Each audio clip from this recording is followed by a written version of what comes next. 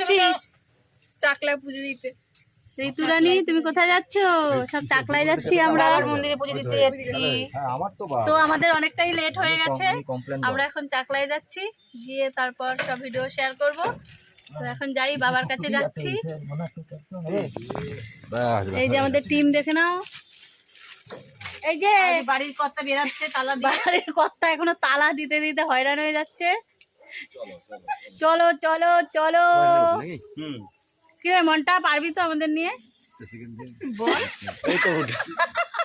আমাদের গাড়ির ড্রাইভারের মানে চেহারাটা একটু দেখে নাও তোমরা, খুবই ক্লান্ত আর রোগা, আর আমরা যা বাবা।